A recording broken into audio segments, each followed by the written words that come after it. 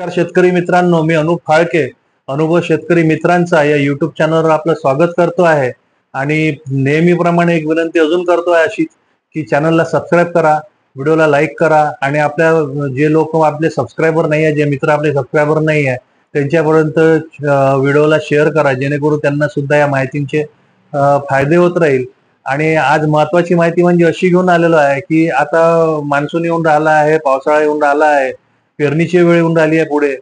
तर आपल्याला सोयाबीन, बरेचसे शेतकरी सोयाबीन पेरतात, तर सोयाबीन पेरल्यावर काय होऊन राहिलं आहे की उत्पन्नात घट आलेली आहे। तर सोयाबीनचं योग्य उत्पन्न येईल, चांगलं भरघोस उत्पन्न येईल, यासाठी आपण कुठलं खत व्यवस्थापन केलं पाहिजे। आता तसं जर बघितलं तर कुठलंही पीक असलं साधारण तर तिन्ही खतांची आवश्यकता असते, सेंद्रिय आणि जैविक आणि रासायनिक। आता रासायनिक आपण कधी वापरतो, जेव्हा सेंद्रिय आणि जैविक खतांमुळे अन्नद्रव्याची जेव्हा पूर्ती होत नाही तेव्हा पर्याय म्हणून आपल्याला रासायनिक खते वापरावं लागते। आणि महत्वाचा मुद्दा म्हणजे की खत व्यवस्थापन करायसाठी की ते जे आपण तेलबिया असतात, सोयाबीन म्हणजे तेलबिया असतात, ते चांगलं भरलं पाहिजे आणि त्या तेलाचं प्रमाण वाढलं पाहिजे आणि वजन वाढलं पाहिजे, भरपूर उत्पन्न आलं पाहिजे, त्यासाठी खत हे व्यवस्थापन असते। त्याला भरपूर जर व्यवस्थित अन्नद्रव्य, भरपूर म्हणण्यापेक्षा योग्य अन्नद्रव्य त्याला जर मिळालं योग्य प्रमाणात तर आपल्याला उत्पन्न भरपूर येईल।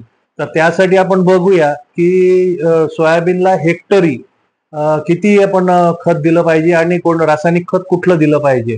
तर हेक्टरी आपल्याला सोयाबीन पिकासाठी 30 किलो हे नत्र दिलं पाहिजे, त्याच्यासोबत 60 किलो स्फुरद आणि 20 किलो पलाश दिलं पाहिजे आणि 20 किलो हे गंधक दिलं पाहिजे। हे झालं हेक्टरी प्रमाण। आता आपण एकरी बघूया, तर एकरी प्रमाण म्हणजे असं आहे की 12 किलो नत्र, त्यानंतर 24 किलो स्फुरद, 8 किलो पलाश आणि 8 किलो गंधक हे आपण दिलं पाहिजे। परत एकदा सांगतो की 12 किलो नत्र, 24 किलो स्फुरद, 8 किलो पलाश आणि 8 किलो गंधक हे आपण दिलं पाहिजे। त्यानंतर दुसरा पर्याय म्हणजे बरेचसे आपले शेतकरी मित्र जे आहे हे डीएपीच वापरतात। तर डीएपी जर आपल्याला वापरायचं आहे तर मग डीएपीचं प्रमाण कसं वापरलं पाहिजे, डीएपी सोबत काय काय आपण दिलं पाहिजे। तर एकरी आपल्याला एकरी प्रमाण सांगतो आहे, एकरी डीएपी आपल्याला 52 किलो वापरायचा आहे, एकरी डीएपी आपल्याला 52 किलो वापरायचा आहे। त्यानंतर 6 किलो युरिया, 20 किलो एमओपी असं आपल्याला डीएपी सोबत वापरायचं आहे। म्हणजे जे डीएपी वापरणारे शेतकरी आहे त्यांच्यासाठी हे प्रमाण आहे। परत एकदा सांगतो, एकरी 52 किलो डीएपी, 6 किलो युरिया आणि 20 किलो एमओपी वापरायचा आहे। आता बरेचदा काय होतं की डीएपी उपलब्ध नसते, अवेलेबल नसते, बराचसा डीएपीचा शॉर्टेज येतो। तर मग आपला जो तिसरा पर्याय म्हणजे काय, तर तिसरा पर्याय म्हणजे आपल्याला आहे की 10-26-26 जे आपलं मिश्र खत येते हे आपण वापरू शकतो।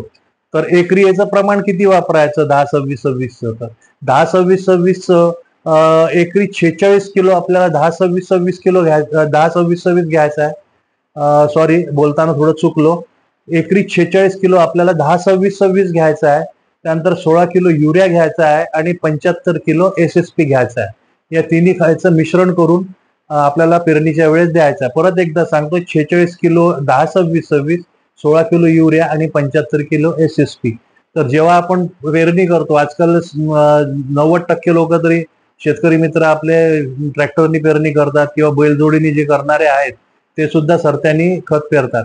तर जेव्हा आपण पेरणी करतो त्यावेळेला जे सांगितलेलं प्रमाण आहे ते सगळं खत व्यवस्थित मिसळून जर आपण दिलं तर निश्चितच सोयाबीन मध्ये भरघोस उत्पन्न येईल, उत्पन्नात वाढ होईल। नेहमी जितकं तुम्ही उत्पन्न घेता त्याच्यापेक्षा जास्तीच उत्पन्न येईल। त्याच्यानंतर गंधक आपण टाकतोय, त्याच्यामुळे काय होतं की तेलाचं प्रमाण वाढतं, त्याच्यामुळे सोयाबीनचं वजन सुद्धा वाढतं। आपल्याजवळ काही असे अनुभव असतील तर आमच्यापर्यंत कॉमेंटद्वारे नक्की कळवा। आम्ही आपले अनुभव सुद्धा शेतकरी मित्रांपर्यंत पोहोचवण्याचे प्रयत्न करू।